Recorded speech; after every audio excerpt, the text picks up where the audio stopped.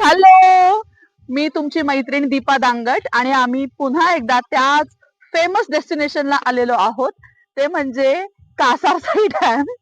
So आम्ही मागच्या वेळेला बऱ्याच वेळेला इथे येऊन गेलो, पण एकदा पण माझी ही फलाट मी आणली नाही. त्यामुळे त्या दिवशीपासून माझ्या मानगुटीवरती बसल्या होत्या. सो फायनली बघा, मी या सगळ्यांना घेऊन आलीये. So girls, are you happy? Hi, चला मग. Are you ready girls? Okay, चलो. समरू,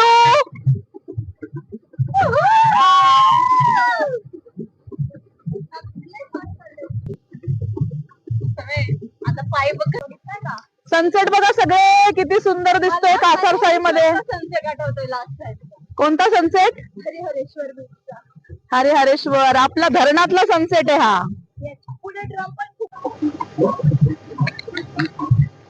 कस काय सिद्धी एक्सरसाइज.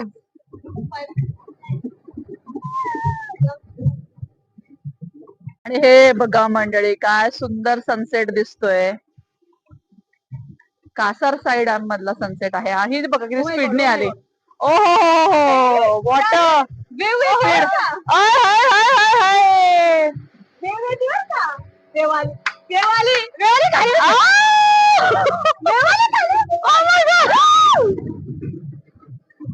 होय होय होय होय होय होय, राम राम राम राम राम राम राम राम. माय गॉड.